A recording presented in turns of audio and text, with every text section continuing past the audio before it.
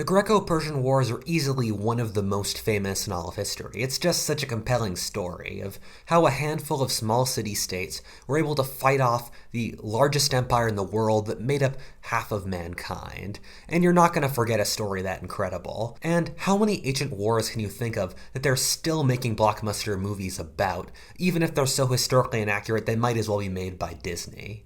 The Greeks kinda did a lot after the Persians failed to conquer them, and they laid the foundations for our Western styles of theater, history, philosophy, and many different kinds of art. So basically all the different topics you pretend to understand to appear smart. And at the same time, they were a massive political force in this whole region for thousands of years afterward. So it really begs the question, what if the most likely alternative here had happened and the giant Persian Empire crushed these tiny Greek states? How would the world, civilization, and culture develop? And what would the world look like hundreds or thousands of years later? That is the question of this alternate history.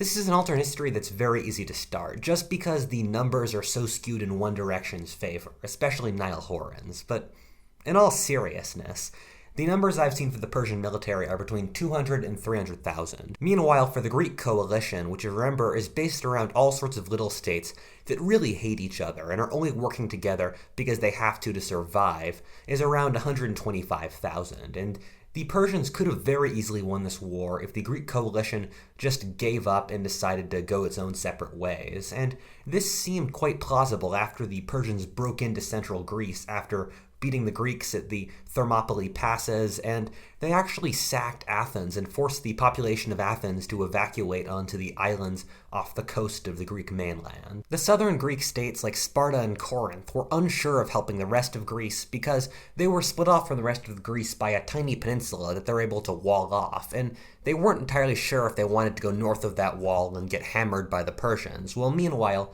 the Athenians, who had their homeland conquered by the Persians, really wanted them to. And what happened in our world was Themistocles, the brilliant and roguish Athenian leader, was able to get the Persians to be stuck in a small, narrow strait where he was able to surround them and butcher them at the naval battle of Salamis. With the loss of their fleet, it meant that the Persians couldn't supply their gargantuan military, and so they had to take most of it back to Asia, but still leaving a relatively large force inside Greece. Thus, the Spartans and their allies finally left the Peloponnese and teamed up with the Athenians to create a pan-Greek coalition that beat the Persians at the Battle of Plataea, which effectively drove them out of Greece. In our world, the Athenians threatened that if they didn't get the help they wanted, they would resettle themselves in Corsica, an island off the western coast of Italy that is now owned by France.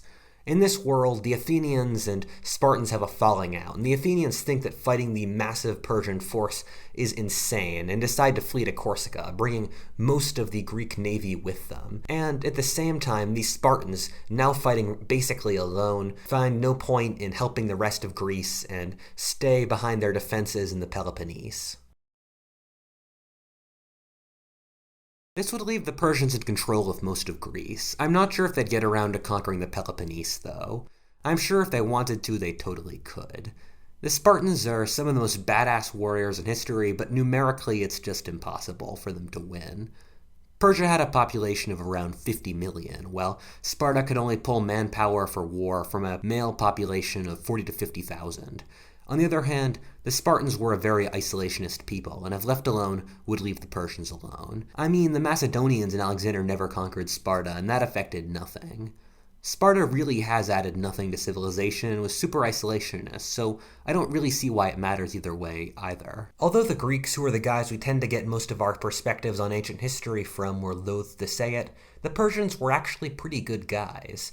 They tended to respect local customs, religions, and leadership, and were pretty conscientious and lenient as ancient empires went. They would likely rule Greece relatively well, ruling through a local aristocracy as they always did, and would likely choose the Thebans, their most powerful Greek ally, as the rulers of the rest of Greece in the name of the Persian King of Kings. Although the Persians were quite tolerant rulers, we'd start to see the intellectual lights go out throughout Greece. This is what happened on the Ionian coast, which was a Greek-speaking area in what is now the western coast of Turkey. And before the Persians conquered it, this area, especially Miletus, was a massive center for philosophy and thought. And these philosophers really aren't given enough credit. They were the first people to think up stuff like heliocentrism, evolution, atom theory, and they developed the idea for the divine logos, which is an idea in philosophy that was very important for developing philosophies like Platonism and Stoicism, and influenced Christianity and Islam quite a bit as well. But the second the Persians conquered this region, this entire intellectual heritage ground to a shocking halt, and the intellectual center of Greece became Athens. The reason in our world we saw Athens' intellectual flowering and all the cool stuff that came with it happened for a couple of reasons. Primarily because Athens was a democracy with something close to freedom of speech, so these questions had to be discussed. And secondly, because there was a massive slave population that did most of the real work, meaning there was a large class of people who their only job was to think about politics and think in general. And thirdly, because Athens had a large navy that they built up because of the Persians that they could subdue other Greek states with, and thus bring in their money to make Athens have all the money for all this free time. None of these circumstances would exist in this world. The Greek intellectual flowering that took place would simply not happen. This would have profound effects in the way we view the world. This era had profound effects on history, theater, art, philosophy, and all those things Will Durant spends far too much time talking about. And all cultures have theater, art, history, etc., but the ones that we use in the West are heavily influenced by the Greeks, especially the Athenians, and so it's difficult to imagine what direction they would take in this world. The truth is that there are very few times of intellectual growth throughout history, and people tend to stay with the same ideas as long as they can until the world has changed so much that they have to change their ideas and conceptions of the world, and one of the times in which this happened on a massive scale was around 500 BC. Large empires and trade networks meant that people questioned their ancient local belief structures that had existed for thousands of years. In Greece, we saw Socrates and Plato. In the Middle East, the Jewish prophets and Zoroaster. In India, Buddha, and in China, Confucius. Each of these people re-examined morality in a new, bigger world.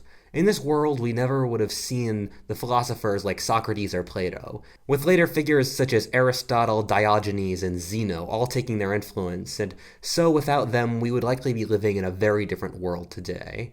We would certainly have seen different philosophical figures emerge in this general region, I just have no idea who they are. The assumptions and philosophical decisions the Greek philosophers made were dependent upon societies in which they lived.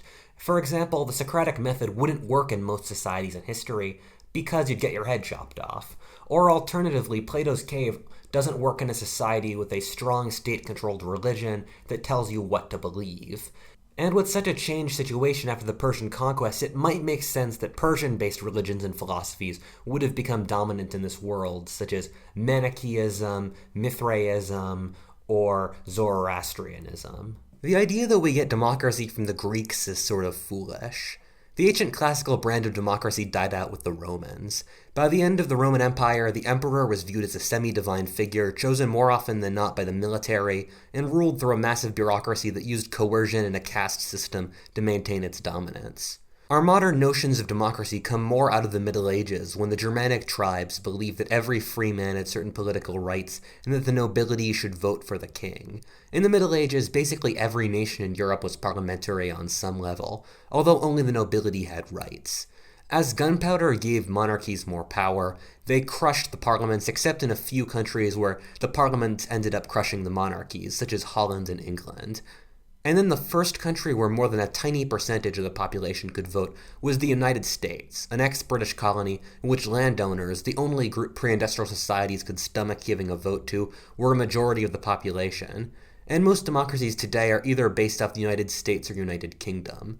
These nations tried to validate their democracies by hearkening back to the ancient examples, but they actually inherited very little from them. So the history of democracy would likely not be very different in this world.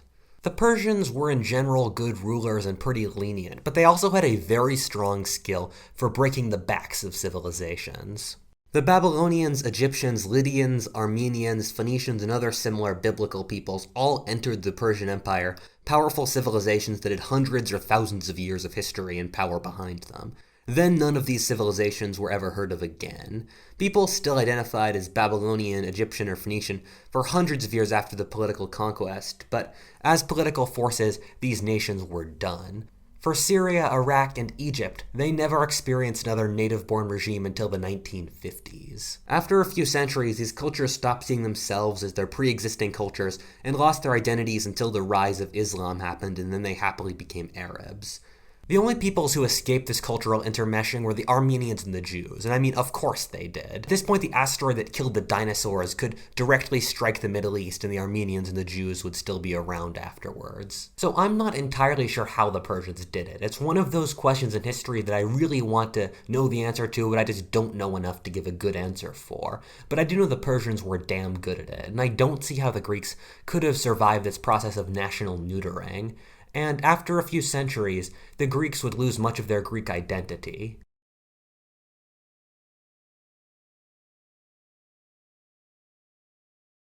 Alexander's conquest and the Hellenization of the Near East simply would not have happened in this world. Alexander's family would simply be the vassal dynasty of the Persian satrapy of Macedonia. They would simply not have the resources to conquer outside, and thus their military genius would be spent on fighting Balkan tribes to the north. However, this wouldn't mean there wouldn't be any Greek influence inside the Near East. Asian and ancient European empires had a long and proud history of importing warrior peoples from the edges of the empire into the heartland to become a warrior aristocracy. The Arabs did this with the Caucasians and the Turks. The Egyptians did it with Sudanese, Middle Eastern, and European peoples. The Turks with Balkan peoples. The Romans with Germanic and Celtic peoples. The Indians with Turkic and Afghan peoples. The Chinese with Hunnish and Turkic peoples. God, the Turks are nailing this list, etc. The Persian military was quite good at cavalry and ranged warfare. However, it had an enormous weakness for heavy infantry, and that's part of the reason why the Greeks won their war in our world. And so they would import Greeks into the Persian Empire to fill that void, since the Greeks were quite good at heavy infantry warfare. And so in this world, the Persians would import Greeks into the center of the empire as mercenaries. And this partially happened in our world, in the years after the Persian Wars, as the Persians imported Greeks en masse into the center of the empire. And that's why we got Xenophon's March of the 10,000, which you should totally look up if you haven't heard of. It's badass, but I don't have time to talk about it now. In general, in all these Asian monarchies, the mercenaries from the edge of the empire ended up dominating the politics of the imperial court, since, they were the best fighters, and power does come from the muzzle of a gun.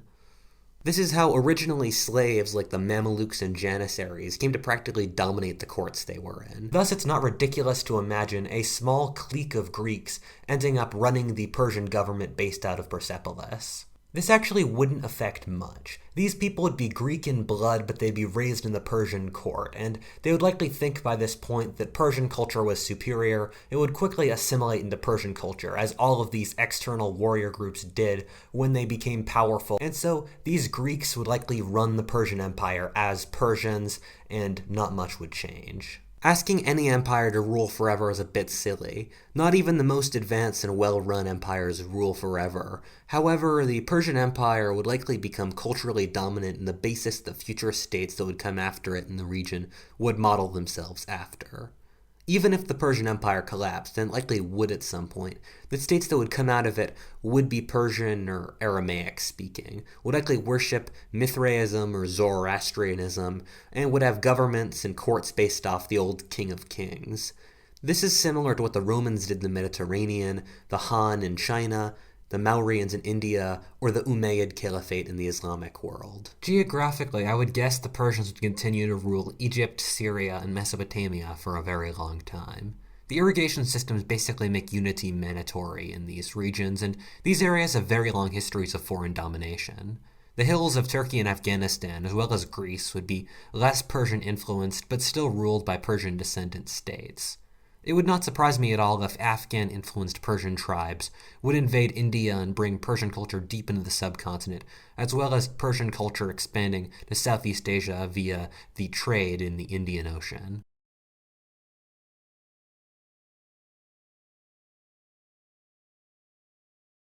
So remember at the start of this video when I said the Athenians would flee to Corsica? Well, I've kind of been lax at getting back to that, but I haven't forgotten it, and it actually does affect the world quite a bit. In this era, there were many Greek colonies in the western Mediterranean, such as Tarraconensis in modern Spain, Massalia, or modern-day Marseille in southern France, and Syracuse in Italy. Corsica, which in our world was inhabited by a bizarre pre-Indo-European people I know nothing about, would suddenly become the center of Greek civilization as the Athenians would migrate there. As Greece would fall under the Persian thumb, many Greeks would flee west to the colonies, greatly increasing their number.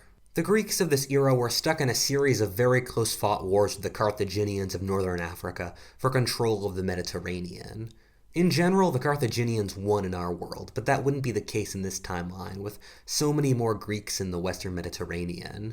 The Carthaginians would maintain control over northern Africa, while the Greeks would gain control of the northern coast and all the islands in the Mediterranean, such as Sicily, Corsica, Sardinia, and the Balearics. A Greek city-state, whether it be Massalia, Syracuse, or New Athens, would become the dominant force in the western Mediterranean. This would be bad news for the Roman Republic. In our world, Carthage was powerful enough that it basically made a deal with the young Roman Republic that Rome could do whatever the hell it wanted in the Italian peninsula if it stayed off the high seas, which was Carthage's turf. And this worked well for a while for Carthage until Rome took over enough of the Italian peninsula that it became a large threat for Carthage, and then Rome crushed Carthage. Meanwhile, for the Greeks, Italy would be an integral part of their strategic umbrella and backyard. The aggressive Roman Republic would be a danger the Greeks wouldn't want to deal with, and so they would ally with the Etruscans and wipe out the young Roman Republic in its infancy. The Greeks were never as good fighters as the Romans. The Romans were really one of a kind in how OP their military was and how incredible they were at military affairs. And so in this world, the Greeks would never have been able to recreate the Roman Empire. The Greeks would likely be able to take over the Iberian Peninsula and Italy and the lands in between. The Carthaginians would continue to control the north coast of Africa. Meanwhile, the real winners would be the Celts, however. Before the Roman Empire, the Celts were a powerful force across Europe, stretching from the British Isles to Turkey, and they consistently beat the shit out of everyone they fought with, sacking most of Greece, Rome, and even being prized mercenaries inside the Middle East. I'm of the opinion that without the Roman Empire, the Celts would have developed their own civilization that would have become this timeline's version of Western civilization. Before Caesar conquered Gaul, the Celtic tribes in that area had cities, and most historians described their tribal organizations as early nations. The Celts have a reputation for always being disunited, never being able to work together because they're always fighting with each other. But in our world, when the Romans were threatening Gaul, all of Gaul was able to unite under the Arverni leadership into a coalition, so it likely could be done. In our world, the Germanic tribes invaded Gaul, and Rome used this power vacuum to conquer Gaul. In this world, I think the Gallic tribes would have been able to unite against the Germans and drive them back across the Rhine. They almost beat Caesar's Romans in our world, and do you know how difficult that is? Gaul was then the first or second most populous region in Europe, with a population of around 6 million, and so United Gaul would likely become a powerhouse that could terrorize the Greeks to the south and likely conquer Britain as well. The Celts would likely become the main force behind what would become Western civilization in this world. The Gallic Celts being a functioning state would force the Germanic tribes to become one as well to fight them eventually, and this would result in a chain reaction that would result in the Celtic-originated civilization spreading into the Slavs in the east.